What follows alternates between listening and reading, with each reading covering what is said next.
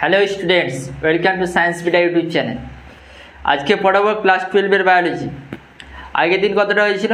আগের দিন mammary gland পর্যন্ত হয়েছিল এবং কিছু ফ্যাক্ট জেনেছিলাম। ম্যামারি গ্ল্যান্ডের মধ্যে কী কী আছে, ম্যামারি গ্ল্যান্ডের গঠন পড়েছিলাম এবং কাজ কী, কোন কোন হরমোন রেগুলেট করছে, ঠিক আছে, এগুলো পড়েছিলাম। আর কি একটা হরমোনাল কন্ট্রোল দেখেছিলাম, এগুলো দেখেছিলাম। আজকে যেটা দেখবো হচ্ছে শুক্রাশয়, শুক্রাশয় আণুবীক্ষণিক গঠন, ওইটা দেখ। চলো দেখা যাক তাহলে কী কী আছে শুক্রাশয়ের মধ্যে। তবুও যখন মেল রিপ্রোডাক্টিভ সিস্টেম যখন পড়ানো হয়েছিল তখন একটু হালকা করে বলা হয়েছিল, তবুও আজকে একটু ডিটেলসে পড়বো যে কী কী জিনিস আছে অ্যাকচুয়ালি। হ্যাঁ, অর্থাৎ microscopic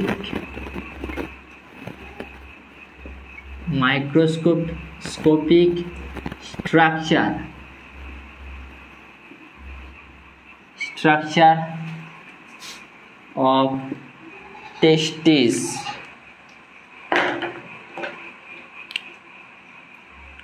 Microscopic structure of testes.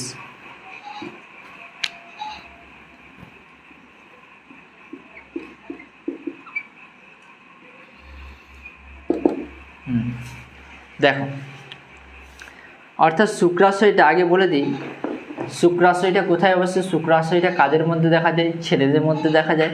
এবং এইটা কোথায় অবস্থিত? উদরগহ্বরের মধ্যে অবস্থিত, আর উদরগহ্বরের বাইরে অবস্থিত এবং স্ক্রোটাম নামক থলির মধ্যে অবস্থিত।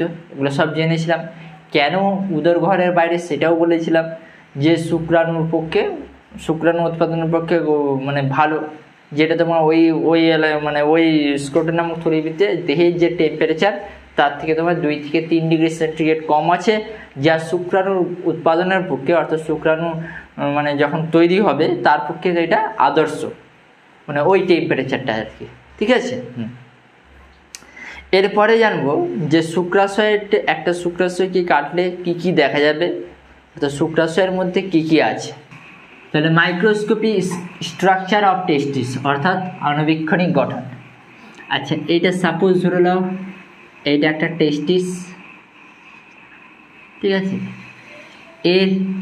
এইখানে কি মিডিল আবরক আছে, অর্থাৎ মধ্য আবরকটা কি বলছি আমরা? টিউনিকা অ্যালবুজিনিয়া। টিউনিকা অ্যালবুজিনিয়াটা তোমার কি হচ্ছে? ভাঁজ খেয়ে কয়েকটা ট্র্যাবিউলি গঠন করছে। ওই ট্র্যাবিউলিগুলি কি গঠন করছে? তোমার কয়েকটা লোবিউল গঠন করছে, যেগুলোকে আমরা কি বলছি? তোমার টেস্টিকিউলার লোবিউল।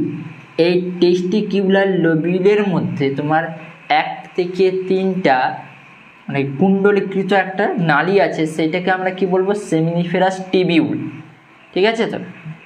আচ্ছা, তাহলে প্রথম কি দেখবো আমরা? টিউনিকা অ্যালবুজিনিয়া। প্রথমে এটা কি? টিউনিকা অ্যালবুজিনিয়া।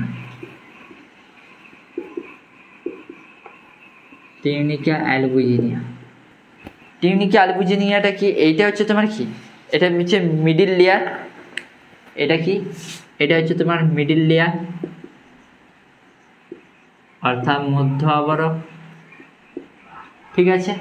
আর এইখান থেকে কি হচ্ছে তোমার কয়েকটা ট্র্যাবিকিউলি নিচের দিকে বিস্তৃত হয়ে গেছে। আর ওই নিচের দিকে বিস্তৃত হয়ে তোমার কি গঠন করছে? তোমার টেস্টিকিউলার লোবিউল গঠন করছে। প্রায় 200 থেকে 250টি টেস্টিকিউলার লোবিউল গঠন করছে। 200 থেকে 250টা কি গঠন করছে? তোমার টেস্টিকিউলার লোবিউল গঠন করছে। টেস্টিকিউলার লোবিউল গঠন করছে।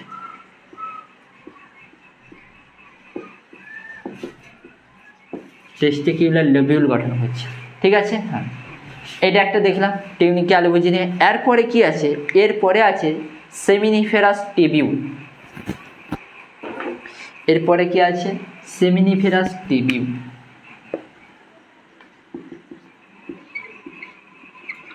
সেমিনিফেরাস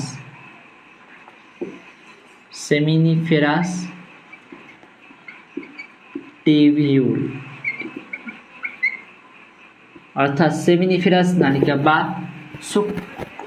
বা শুক্রাণু উৎপাদক নালিকা। এইটা দেখো সেমিনিফেরাস টিবিউল এখানের মধ্যে কোনটা, এখানের মধ্যে এই টেস্টিকুলার লোবিউলের মধ্যে এইরকম 1 থেকে 3টা আছে।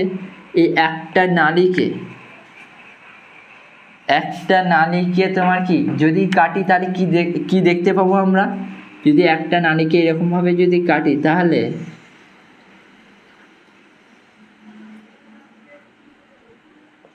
দেখতে পাবো আমরা, দেখো কি আছে এর মধ্যে। একটা নালী এরকম, যদি এইরকমভাবে কাটি তাহলে এর এই সেকশনটা কি দেখতে পাবো সেটা, অর্থাৎ কি এইরকম একটা নালী আছে, এই ধরনের নালী, এটাকে যদি এইরকম কাটি এই উপরের পৃষ্ঠতে কি আছে সেটা দেখতে পাবো। ঠিক আছে, কি আছে তাহলে, হ্যাঁ এইরকম কয়েকটা আছে তোমার।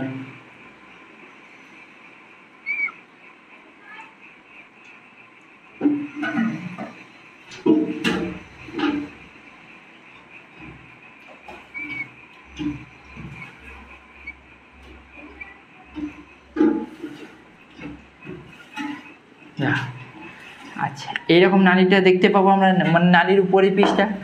আচ্ছা এই সেলগুলোকে কি বলছি আমরা, জার্ম সেল বা স্পারমাটোগোনিয়া সেল।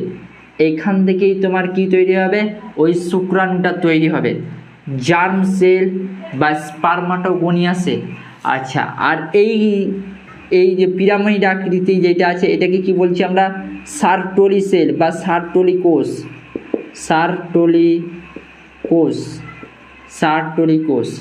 ঠিক আছে, এটা কি করবে, তোমার শুক্রাণুকে পুষ্টিদান করতে সাহায্য করবে। ঠিক আছে তো, তাহলে দেখবো এবারটি সেমিনিফেরাস টিবিউল, এটার মধ্যে কি আছে, প্রত্যেকটা টেস্টিকিউলার লোবিউল 1 থেকে 3টা কয়েলড টিবিউল মানে টিবিউল গঠন করছে, 1 থেকে 3টা। এছাড়া আর কি আছে তোমার, ওই সেমিনিফেরাস টিবিউলকে কাটি তাহলে আমরা কি দেখতে পাবো, একটা হচ্ছে তোমার জার্ম সেল আর একটা কি তোমার সার্টলি সেল, অর্থাৎ জার্ম সেল বা স্পারমাটোগোনিয়া যেটাই বলতে পারি, জার্ম সেল বা স্পারমাটোগোনিয়া,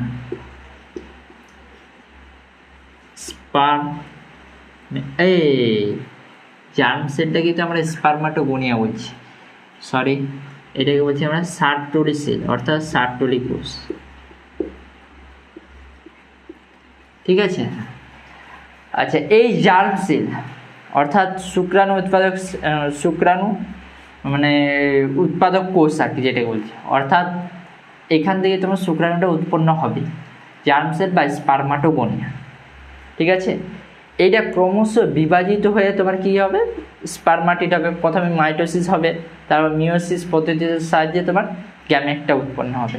ঠিক আছে, তোমাদের ক্লাস 12-এর প্র্যাকটিক্যাল আছে অবশ্য, দেখবে যে টেস্টিসের মানে প্রস্থচ্ছেদটা আইডেন্টিফিকেশান করতে দিবে, কয়েকটা স্লাইড আছে, অনেকগুলো স্লাইড দিয়ে দিবে যে কোনটা টেস্টিস, কয়েকটা ফিচার্স থেকে তোমাকে নির্ধারিত করতে দেখে নেবেন যে ওই মাইক্রোস্কোপের মধ্যে এইরকম একটা গোল গোল দেখাবে, দেখবে যে পিঙ্ক কালারের দেখাবে। ঠিক আছে তো, মানে স্টেনটাই করা হয়েছে পিঙ্ক কালার দিয়ে, ওই পিঙ্ক কালারের মধ্যে দেখবে এই যে এইখানে একটা সেল আছে, তারপরে আবার একটা সেল আছে, বুঝে গেল তো। আচ্ছা আগে বলে দিচ্ছি এই জিনিসটা কি। আচ্ছা জার্ম সেল এইটা বিভাজিত কী হয়ে কী তৈরি করবে, প্রাইমারি স্পারমেটোসাইট কি উৎপন্ন করবে তোমার, সেকেন্ডারি স্পারমাটোসাইট, তারপর স্পারমাটিড উৎপন্ন করবে, তারপর তোমার স্পারমাটোজোয়া। এই জার্ম সেল বিভাজিত হয়ে প্রাইমারি স্পারমেটোসাইট,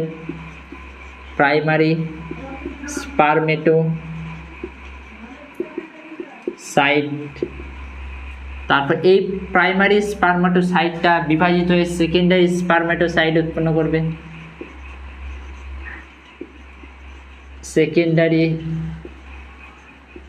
স্পারমেটোসাইট। ঠিক আছে, এই সেকেন্ডারি স্পারমেটোসাইটটা তোমার বিভাজিত হয়ে কি উৎপন্ন করবে, স্পারমাটিড, যেটাকে আমরা কি বলছি অপরিণত শুক্রাণু, স্পারমাটিড অর্থাৎ এটাকে আমরা কি বলছি বাংলাতে অপরিণত শুক্রাণু। অপরিণত শুক্রাণু। আবার এই স্পারমাটিডটা আবার বিভাজিত হয়ে কি তৈরি করছে? স্পারমাটোজোয়া।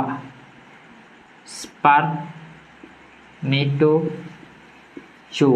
ঠিক আছে। এটাকে কি বলছে আমরা? পরিণত শুক্রাণু। পরিণত শুক্রাণু। যখন গ্যামেটোজেনেসিসটা পড়বো, গ্যামেটোজেনেসিস বলতে গ্যামেট তৈরি করার পদ্ধতি, ঠিক আছে। ওই গ্যামেট তৈরি করার পদ্ধতির মধ্যে দুটি প্রসেস আছে। একটা হচ্ছে স্পারমেটোজেনেসিস, অর্থাৎ শুক্রাণু উৎপাদনের পদ্ধতিকে বলছে আমরা স্পারমেটোজেনেসিস। আরেকটা আছে উজেনেসিস, অর্থাৎ ডিম্বাণু তৈরির পদ্ধতিকে বলছি আমরা উজেনেসিস। হ্যাঁ, তখন দেখবো এই যে এই কোষগুলো কীরকমভাবে কী বিভাজিত হচ্ছে, তখন দেখবো। আচ্ছা, দেখে নিবে ওই যেটা বলতেছিলাম আর কি, ওই পিঙ্ক কালারের দেখবে যে এগুলো সব পিঙ্ক কালার আছে। এই যে পিঙ্ক কালার এই যে আছে, এইটা হচ্ছে তোমার প্রাইমারি স্পারমাটোসাইট, তারপর আছে সেকেন্ডারি স্পারমাটোসাইট। প্রত্যেকটা কোষে এইরকম, প্রত্যেকটা কোষে সেকেন্ডারি স্পারমাটোসাইট, তারপর তোমার স্পারমাটিড হবে। স্পারমাটিড, এখন স্পারমাটিড আছে। এই স্পারমাটিডের শেষে এই যে স্পারমাটিডটা যখন অপরিণত শুক্রাণু হয়ে গেল, তখন এইটা তোমার সার্টোলিক কোষে গাঁথা অবস্থায় থাকবে। দিয়ে তারপর দেখে নেবে এই যে এই মিডিলে এইরকম অনেকগুলো আছে, যেগুলোকে কী বলছি আমরা? পরিণত শুক্রাণু বা স্পারমাটোজোয়া, ঠিক আছে। যখন মাইক্রোস্কোপের মধ্যে দেখতে পাবে, তোমাদের স্কুলে হয়তো দেখাবে অবশ্যই, হ্যাঁ, তখন ভালোভাবে দেখবে। এটা গোলাপি কালার, স্টেন কালার আছে, প্রত্যেকটা কোষে এইরকম, অর্থাৎ পরিধি থেকে তোমার কেন্দ্রের দিকে এইরকমভাবে বিস্তৃত হচ্ছে, ঠিক আছে। তো দেখতে পাবে এইরকম যে এগুলো তো যে পরিণত শুক্রাণু, এগুলো পরিণত শুক্রাণু এইরকম অনেকটা দেখতে পাবে, অর্থাৎ গোল গোল, ঠিক আছে। এইটা হচ্ছে তোমার কি, তোমার ওই জার্ম সেল মধ্যে আছে। এরপরে দেখবো আমরা সার্টোলি সেল। এখানে যে সেমিনিফেরাস টিউবিউলসের মধ্যে সার্টোলি সেল আছে, এই সার্টোলি সেল কী কাজ করছে, ঠিক আছে। তো সার্টোলি সেল কোনটা? সার্টোলি সেল হচ্ছে এই যে এইটা, এই যে বললাম একটা সার্টোলি কোষ, ঠিক আছে। আচ্ছা, এই সার্টোলি কোষটা কোন বিজ্ঞানী নামকরণ করে? Enrich Sertoli. এরপরে দেখবে যে এর কাজ, এর কাজটা দেখব। কাজটা কি এর? তোমার সার্টোলি কোষ হচ্ছে অপরিণত শুক্রাণুর যে মস্তকটা, এই স্পারমাটিডে যে উৎপন্ন হলো, এর যে মস্তকটা, এইখানে গাঁথা অবস্থায় থাকবে।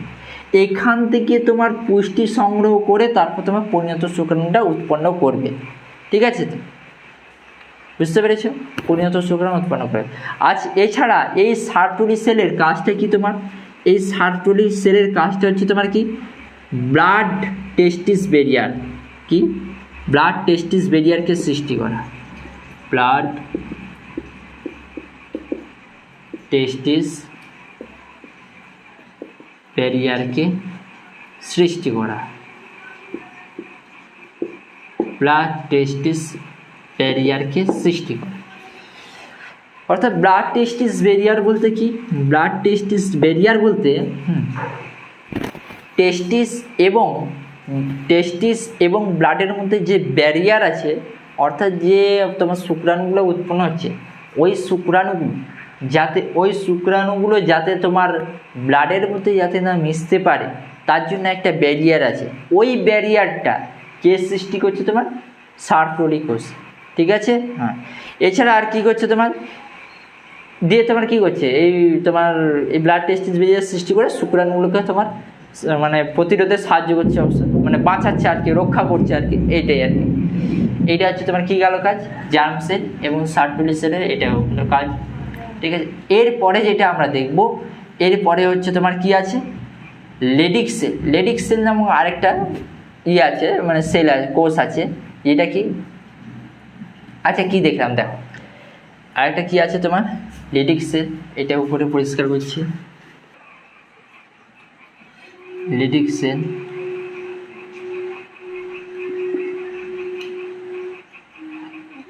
অর্থাৎ লেডিকের আন্তঃকোষ। এটা কীরকম? লেডিক সেলটা বলছে, আচ্ছা দেখো, এই একটা নালিকার এইটা হচ্ছে একটা প্রস্থচ্ছেদ, আর একটা নালিকার যে প্রস্থচ্ছেদ এরকম হবে, আর একটা নালীর প্রস্থচ্ছেদ এইরকম হবে, বুঝা গেল? এই যে দুটি সেমিনিফেরাস টিউবুলের মাঝখানে কতগুলো আমরা সেল দেখতে পাবো। এই সেলটাকে আমরা কি বলছি, আমরা লিডিক সেল। এই সেলটাকে আমরা কি বলবো, আমরা লিডিক সেল। ঠিক আছে, এই লিডিক সেলের কাজটা কি? এই লিডিক সেলের কাজটা হচ্ছে তোমার কি, টেস্টোস্টেরন হরমোনকে ক্ষরণ করা। কি করে? টেস্টোস্টেরন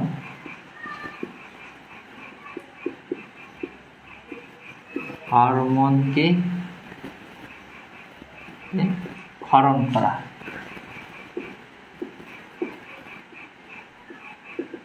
টেস্টোস্টেরন হরমোনকে ক্ষরণ করা কোনটার কাজ হচ্ছে? এই লিডিক সেল, অর্থাৎ লিডিকের আন্তঃকোষের কাজ।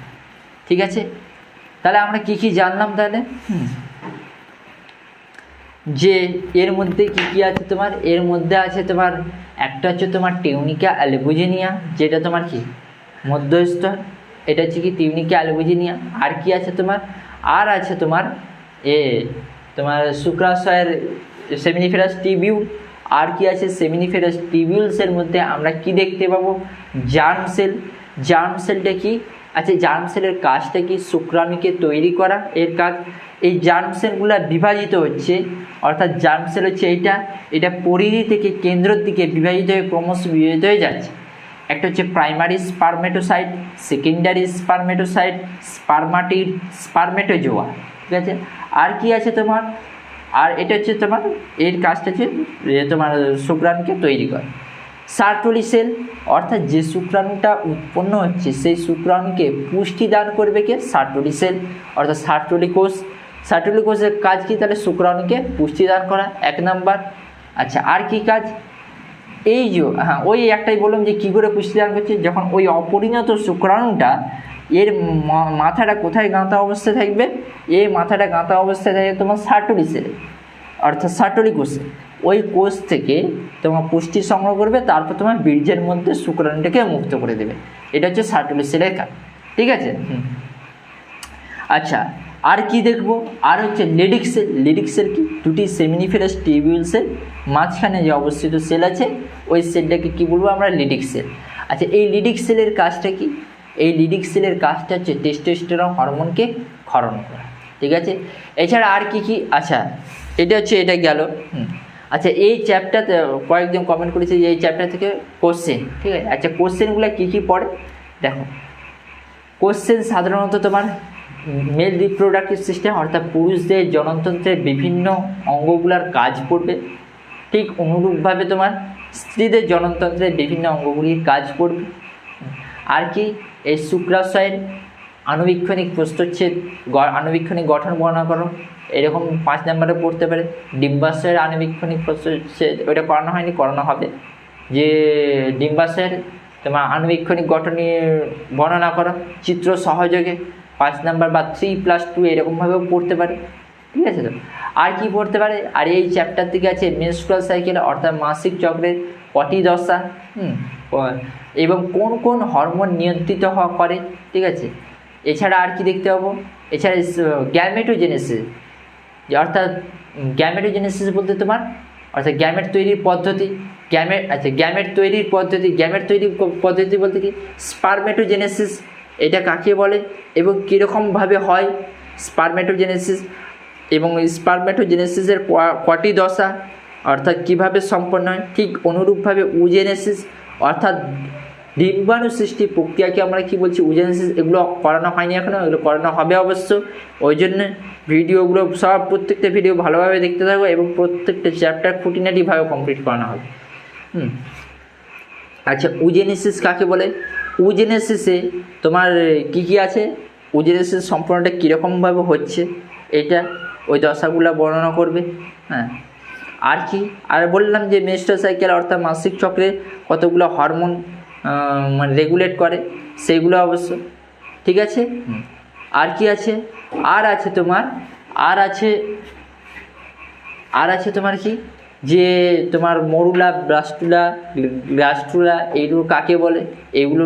ঠিক আছে, এছাড়া আর তোমার কি তোমার গর্ভ অবস্থা ওইটা।